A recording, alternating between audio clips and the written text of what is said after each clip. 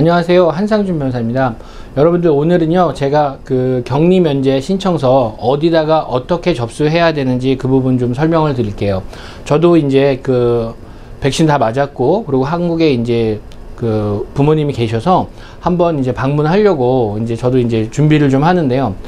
그 전에 사실은 격리 면제에 해당하시는 분들은 뭐 사업이라든지 학술 목적이라든지 공익 목적 뭐 이러신 분들은 사실은 그 격리 면제를 받아서 가셨어요. 근데 이런 분들은 사실 그렇게 많지 않으셨어요. 그런데 이번에 이제 백신을 다 맞으신 분들, 백신을 다 맞으신 분들을 대상으로 해서 직계 존비속, 배우자의 직계 존비속을 방문하시는 분들에 대해서 2주 격리, 14일 격리 면제를 해주신다고 대한민국 그 외교통상부에서 얘기가 있으셔가지고 많은 분들이 사실은 좀 준비를 하고 있으신 것 같은데요. 그 서류를 제가 어제 만드는 방법에 대해서는 이미 동영상을 올려드렸고요. 그래서 어디다 어떻게 접수하는지에 대해서 설명을 좀 드릴게요. 저도 이제 그걸 만들다 보니까 접수하는 부분에 대해서 조금 헷갈리더라고요.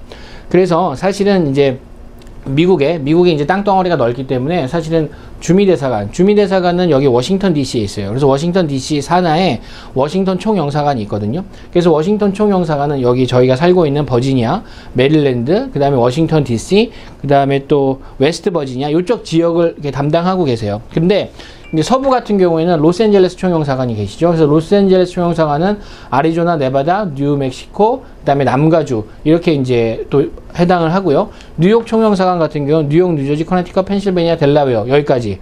그래서 델라웨어 바로 밑이 메릴랜드거든요. 그래서 거기부터는 여기 주미대사관, 그 다음에 델라웨어 윗부분은 뉴욕 총영사관 이렇게 이제 담당하시나 보더라고요. 그래서 제가 이 부분에 대해서 여러분들 이제 그 옆에 화면 올려드릴 텐데 그 화면 보시고 내가 사는 곳하고 그 다음에 총영사관이 어디가 담당인지를 꼭 확인하셔야 돼요.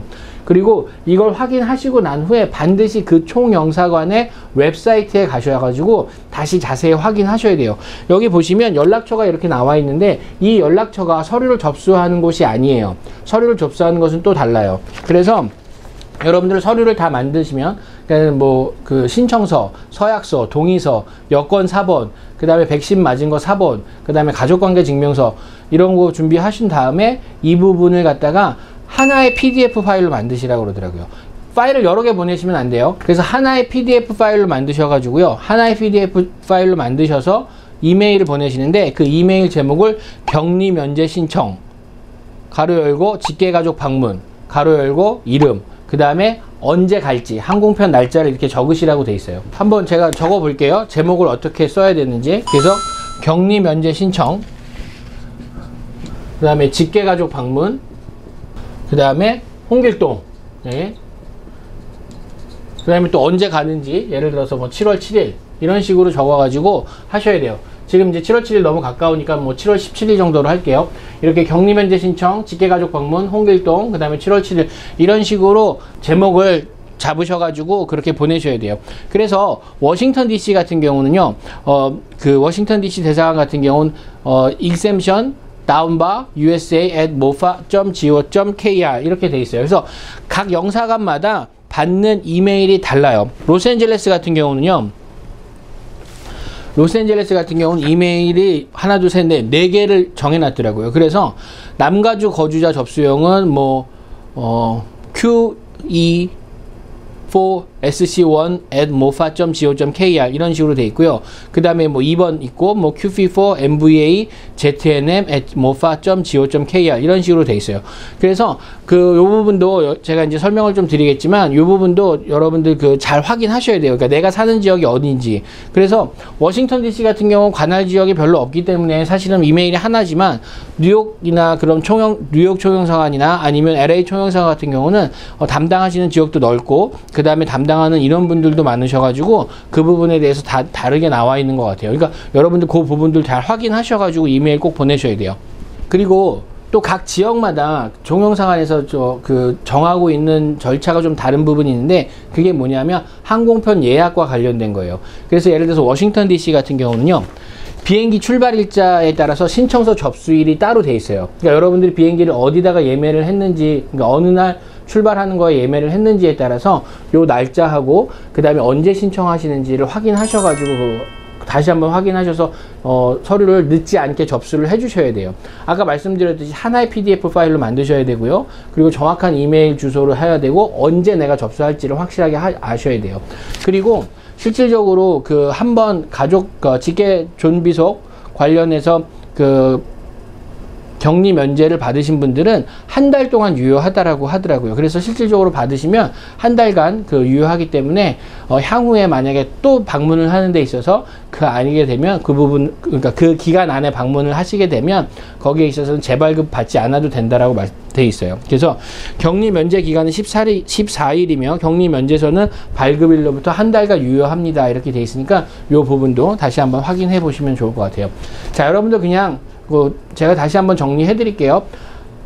방문 목적, 그러니까 백신을 다 맞으신 분들이에요. 백신을 다 안 맞으셨으면 안 돼요. 백신을 다 맞으시고 그 다음에 직계 존비속, 본인의 직계 존비속 또는 배우자의 직계 존비속을 방문하시는 경우, 그런 경우에는 격리 면제 신청하실 수 있어요. 그런데 격리 면제 신청 어디다 하냐? 각 지역, 여러분들이 미국에 거주하는 각 지역의 관할 총영사관에다가 하셔야 돼요.